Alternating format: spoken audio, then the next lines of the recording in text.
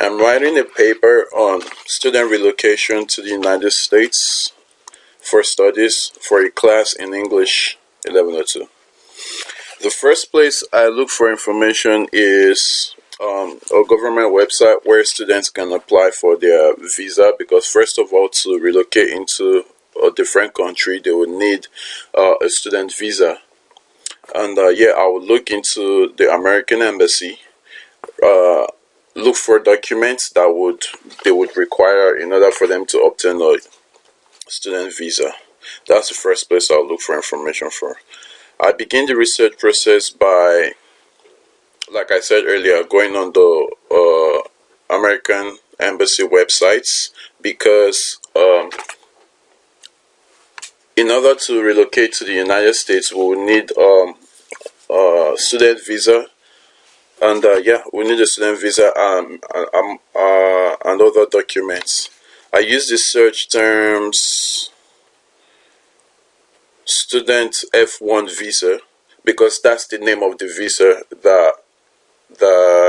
that's the name of the visa that will be required by students. That's the name. It's called F1 visa. As soon as you get to the airport, at the airport, the customs border control will look into the passport, and if they don't see the F1 visa there, then there's a problem. So yeah, I begin with research. I use search terms like F1 visas for students. I chose this link because sorry about that. I chose this link because it's a government website. It's only one. There could only be one government website that deals with things like this. There could be only one organization that deals with visas, immigration. There could be only one for each country. Each country has an embassy and ambassador, and there could only be one. So that's why I chose this, and I'm sure it's a credible source. Yeah, so that's why I chose that source. After research on that, I keep up with the information I locate by checking for schools where I am interested in, or where other students might be interested in. Personally, when I was moving here, I did my research to coming down here, and I looked up schools in Georgia State. I had already narrowed down where I wanted to study. It was already Georgia State, so I looked up some good schools in Georgia State, and then I found the Georgia Southern University. So I searched for information on what courses I would like to do, what classes I would be taking, and all things like that. I keep up with my sources by actually contacting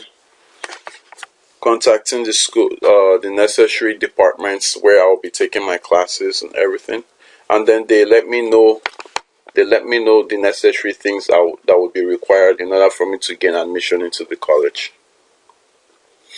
Once that has been settled, I change my search terms to fundings for students, for international students relocating to the United States, because as international students, you could either gain the option to get a scholarship, or you could fund yourself out of pocket. But you want to make sure you have that covered. You don't want to move to the United States without having knowledge on how you're going to fund yourself, on where to stay, what to eat, the how to make friends, the people around, and things like that. It's very, very important to actually find out, these things before you relocate. So yeah, I changed my search terms to fundings. And after fundings, the next place I look for information is, just like I said, is housing.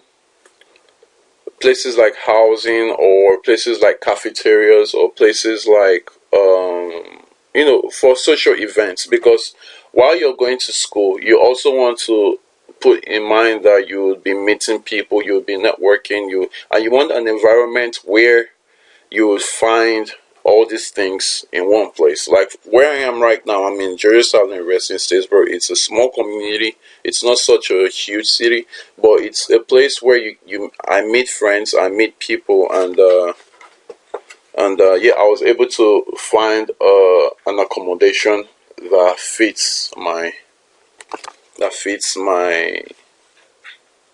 budget. And That's basically it. I'm sorry, Let me turn this off.